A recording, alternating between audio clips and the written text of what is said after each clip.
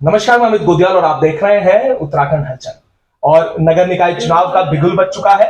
इसको लेकर जो नगर निगम देहरादून है, वहां पर दोनों ही जो राष्ट्रीय दल है उन्होंने भी तैयारी शुरू कर ली है। वहीं कई उम्मीदवार कांग्रेस के पास भी हैं, वहीं भाजपा के भी कई उम्मीदवार मेयर के लिए ताल ठोक रहे हैं। वहीं कांग्रेस से एक ऐसी प्रत्याशी है जिन्होंने महिला के रूप में मेयर की दावेदारी भी की है कांग्रेस में। उनसे जानते हैं कि आखिर क्या विजन है, क्या ब्लूप्रिंट है नगर निगम को लेकर। मैडम, पहले तो स्वागत है आपका उत्तराखंड हलचल में। धन्यवाद। और मेयर के लिए आपने दावेदारी भी की है कि पहले तो कितनी उम्मीदें हैं कि पार्टी आपको टिकट देगी या आपको उम्मीदवार बनाएगी, क्या लगता है पहले आपको? दावेदारी की है तो मुझे लगता है कि कांग्रेस पार्टी जैसे महिलाओं को सम्मान करती रही है। आप राजीव गांधी जी की बात करें तो 50% रिजर्वेशन देके पंचायती राज में कई सारी महिलाएं जो एक राजनीति के पटल पर आई हैं। और बात करें श्रीमती इंदिरा गांधी जी की, कांग्रेस की देन है, वो प्रधानमंत्री के रूप में उनका कार्यकाल रहा। अब वो हमारे बीच में नहीं है पर उनके आदर्श हमारे बीच में है। पार्टी जो है उनके आदर्शों को मानते हुए कांग्रेस पार्टी की बात करें तो महिलाओं को वो एक स्थान देती है, एक सम्मान देती है। मैं प्रदेश अध्यक्ष कांग्रेस सेवा दल हूं, मैं पुरुष सीट पर हूं। पुरुष सीट पर उत्तराखंड में पहली बार महिला को एक उन्होंने रखा है। तो ये मेरे को लगता है कांग्रेस पार्टी का महिलाओं को लेके एक अच्छा विजन है ताकि महिलाएं भी जो है उच्च पदों पर आए। अभी तक ये देखा गया है कि मेयर की जो कुर्सी है, वैसे तो बहुत सारे नाम हैं, पर अभी तक ये देखा गया है कि जिन्होंने भी काबिज की है तो वो गढ़वाली पृष्ठभूमि से आए हैं या पहाड़ से आए हैं, या उनकी जो कास्ट अगर मैं वाइज देखा जाए तो वो जनरली पहाड़ से रहे हैं। इससे पहले भी गामा जी थे, उससे पहले भी अगर मैं बात करूं तो मेरे सारे पहाड़ी थे और आप भी पहाड़ी चेहरा हैं। उसके साथ साथ ये भी देखा गया है कि भाजपा और कांग्रेस दोनों ही जो राष्ट्रीय दल है उन्होंने अब तक जो टिकट भी दिए हैं, या मैं बात कहूं तो ये गेम जो टिकट का दिया जाता है उसमें पहाड़ी जो चेहरा एक बड़ा फेस उभर कर आता है इसमें। देखिए, कांग्रेस पार्टी की बात करूं तो हम क्षेत्रवाद में विश्वास नहीं करते। हम लोग उत्तराखंड के हैं। सबसे पहले तो हम भारत के वासी हैं। विभिन्न तरह के फूल हो सकते हैं पर एक गुलदस्ते की तरह खिलते हैं। ऐसे ही मैं उत्तराखंड की बात करूं तो ना, हम गढ़वाल न कुमाऊं ये क्षेत्रवाद नहीं करते। हम बात करते हैं विकास की। तो विकास की राजनीति को लेके हम लोग जो है चलेंगे। उसमें क्षेत्रवाद का हम जोड़ने में विश्वास करते हैं, हम तोड़ने में, भाजपा की तरह हम तोड़ने में विश्वास नहीं करते, हम जोड़ने में विश्वास करते हैं। अच्छा, सबसे महत्वपूर्ण सवाल जो जनता भी चाहती है कि विजन, क्या विजन है? क्योंकि अभी तक ये सवाल ये होता है कि जो भी प्रत्याशी उतरेंगे क्या लेकर आएंगे, क्या उनके पिटारे में होगा, क्या ब्लूप्रिंट रहेगा। क्योंकि अब तक देखा गया है कि ये सवाल भी उठाए हैं कि अब तक जो मेयर बने हैं उन्होंने सिर्फ सड़कों की बात की, उन्होंने सिर्फ नाली बनाने तक की बात की। बहुत बड़ी पावर है और उसके साथ क्या विजन होने चाहिए। अभी एक अनुप टौटियाल जी हैं, सोशल एक्टिविस्ट, उन्होंने भी कई सवाल उठाए हैं कि आखिर जो मेयर के लिए अब तैयारी कर रहे हैं उनके पास अपने क्या विजन है, तो क्या विजन लेके आने वाले हैं? देखिए, स्मार्ट सिटी, स्मार्ट एक बहुत बड़ा वर्ड है। यदि आप इसको डिस्क्राइब करें विकास की राजनीति में, विकास की परिप्रेक्ष्य में, तो स्मार्ट सिटी जैसे इन्होंने कहा था बिल्कुल नहीं है। उसमें आप निश्चित रूप से सड़कें भी आती हैं, स्ट्रीट लाइट भी आती है, ड्रेनेज सिस्टम भी आता है। और जो यहाँ पर आपने देखा होगा फल वाले जो रेडी वाले हैं ये बाहर से आ जाते हैं। अब मैं कोई आपराधिक घटना हो जाती है तो कौन जिम्मेदार है, इसका सत्यापन हो, ताकि दून एक लगना चाहिए। जैसे दून की एक स्वच्छ छवि थी, दून को एक पसंद किया जाता था, एक सौंदर्य था दून का, वो पुनः लौटे स्मार्ट सिटी के रूप में। जैसे कि स्मार्ट है नाम, ऐसे दून को स्मार्ट बने और मानचित्र में, पूरे भारत के मानचित्र में दून एक अंकित हो, उसका पुराना सौंदर्य लौट के आए और सब जो है यहाँ के दूनवासी सुरक्षित माहौल में रह सके, ये प्रयास रहेगा। तो मतलब किस तरीके से करेंगे आप? आपने कहा कि पहले जैसा जो दून है, सुरक्षित दून की जो बात कर रहे हैं, ये भी आपने बड़ा अच्छा सवाल उठाया कि बाहर से लोग आते हैं, आपराधिक घटनाएं बढ़ रही हैं। ये तो महज अमूमन हम हर दिन ही देखते हैं कि किस तरीके से हो रहा है। उसके लिए कंट्रोल के लिए आपके पास क्या है? आपने क्या, अगर आप मेयर बन जाती हैं, क्या रहेगा, क्या डिसीजन लेने वाली हैं, या क्या आप लोगों को देंगे जिससे लोग विश्वास भी करें आप?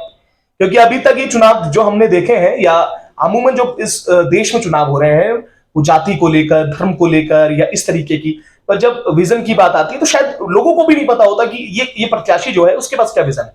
तो किस तरीके से लोगों की उस विजन को लेकर लोगों तक पहुंचेंगी, क्या रहेगी वो ऐसी बातें जो लोगों को लगेगा हाँ ये सही प्रत्याशी है?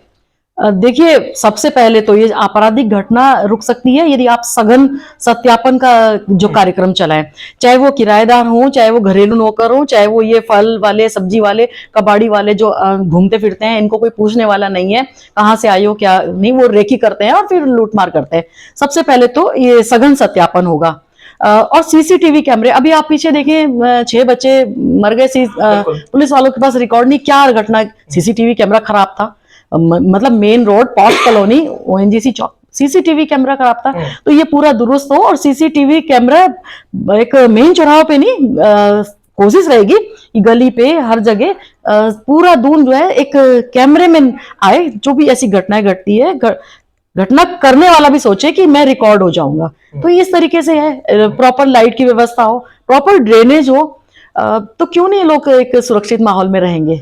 तो ये मतलब असंभव नहीं है, संभव है, वो एक कार्य करने की क्षमता हो, इच्छा शक्ति हो। तो पिछला जो कार्यकाल है आपने जो देखा, और जो गामा जी थे उनके ऊपर कई तरीके के आरोप लगे, उनके कार्यकाल को अब क्योंकि फिर से चुनाव है, अब फिर से तरह तरीके की बातें होंगी। पिछला कार्यकाल भी सबने देखा, आपने स्मार्ट सिटी की बात की, आपने कहा कि किस तरीके से जो हालात हैं और जो भी कमियां रही, तो अब क्या लगता है कि कांग्रेस को बढ़त मिलेगी इस बार? क्योंकि अब ये भी एक बड़ा पहलू है कि जो बड़े चेहरे थे वो तो भाजपा में चले गए हैं, आपने सब देखा। अब जो चेहरे हैं वो नए हैं, नई तौर पर आ रहे हैं, आगे आ रहे हैं, एक नई लीडरशिप बिल्ड कर रहे हैं। क्या लगता है आपको कि स्वीकारता कितनी होगी और क्या होने वाला है इस बार? क्या लगता है, कितनी उम्मीदें हैं? देखिए, मैंडेट जनता जनार्दन और जनता इनके चेहरे देख चुकी है। जो ये कहते हैं कहतनी कुछ करनी कुछ, आपने देख ही लिया है। जो सब जगह दिखाते हैं कि हम स्मार्ट सिटी बना देंगे, हम ये कर देंगे, लेकिन कहा कुछ, चुनावी जो इनका लॉलीपॉप था वो कुछ और हकीकत कुछ। तो जनता इनसे त्रस्त आ चुकी है, जनता इन पे विश्वास करके देख चुकी है, जनता बदलाव चाहती है। और निश्चित रूप से जो आने वाला चुनाव होगा एक बहुत बड़ा बदलाव का चुनाव होगा। बहुत बड़ा बदलाव का चुनाव होगा, पर देखना भी है कि अभी इंतजार है, क्योंकि कांग्रेस पार्टी में अभी टिकट को लेकर बहुत सारे, मुझे लगता है 12 नाम है, 12 से 13 नाम बढ़ेंगे अभी और बढ़ेंगे, कोई दिक्कत नहीं है। मतलब इसका मतलब है कि कांग्रेस पार्टी का प्रत्येक बंदा महापौर के लिए तैयार है और सब इकट्ठा होकर लड़ेंगे। तो आप देखिए ना, लड़ाई कितनी दिलचस्प होगी। निश्चित रूप से कांग्रेस की झोली में ये सीट जाएगी। अच्छा, पर एक बात है, इस बार इन्होंने ये भी कहा है कि जो पार्टी के अंदर की बात, उन्होंने कहा है कि जिसने कार्यकर्ता कितने जोड़े हैं वो भी देखा जाएगा, और शायद वो किन पदों पे रहे हैं, उनका क्या बैकग्राउंड रहा है, वो भी शायद पार्टी इस बार चेक कर रही है, और कुछ अलग अलग मानक रखे गए हैं शायद इस बार। नहीं, ये तरीके से बात आ रही है। एक परफॉर्मा में है कि कितने पार्टी आपने सदस्य बनाए, कब से एक्टिव हैं, कौन कौन से चुनाव आपने लड़े हैं, कौन कौन से जीते हैं। ये पूरा एक हर पार्टी का ही होता है, एक विचार एनालिसिस करके एक, और जीत की संभावना जिसकी ज्यादा हो और निश्चित रूप से उसको टिकट मिलता है। ये तो पार्टी का। अच्छा, कब तक ये टिकट फाइनल होने की उम्मीद है अभी? क्योंकि मुझे लगता है कि शायद जनवरी में इस तरीके से जो इलेक्शन की डेट आ जाएगी, कितनी उम्मीद है कि कितना पहले कांग्रेस अपने जो प्रत्याशी है वो तय कर लेगी? क्योंकि हमेशा देखा गया है कि दोनों ही दल बहुत नजदीकी फिगर्स में अपने कैंडिडेट जो हैं डेट्स में फिक्स करती हैं। क्या लगता है, कितनी उम्मीद है कि इस बार जल्दी तैयारी करने का मौका देंगी क्या, या समय देंगी क्या? बिल्कुल डिपेंड करता है कि जब ये भाजपा जब चुनाव की डेट ले आएगी कि चुनाव कब है, इस पर डिपेंड करता है। और तब तक तो दावेदार की लिस्ट बढ़ती रहेगी, कोई बात नहीं, कर लेंगे। और निश्चित रूप से दावेदार सब आवेदन कर दें, उसके बाद जो है पार्टी एनालिसिस करे, विश्लेषण करे प्रत्येक के आवेदन पर, तभी उसके बाद जो है विचार डिक्लेयर होगा। उसके बाद ही कुछ कहना ये होगा। पर ये बड़ी तर्क के साथ बात की कि भाजपा जब चुनाव की डेट लिया है, तो ये बड़ा तर्कपूर्ण है, क्योंकि देखा गया है कि हमेशा जो विपक्ष है वो आरोप लगाता है कि जो तमाम इलेक्शन प्रोसेस है वो भी अब जो सरकारें हैं वो हैंडल कर रही हैं।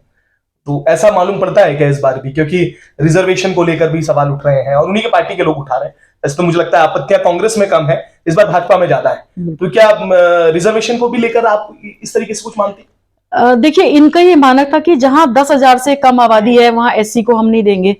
रिजर्वेशन ये कहता है एक बंदा भी यदि एससी का है तो आप, या एसटी का है या ओबीसी का है, तो आप रिजर्वेशन का जो चकना करम बोलते हैं, साइकिल बोलते हैं इंग्लिश में, उसको आप लागू करेंगे। रिजर्वेशन इज रिजर्वेशन, क्योंकि संविधान की बात करें तो एक उनके लिए भी एक सीट्स आरक्षित हैं।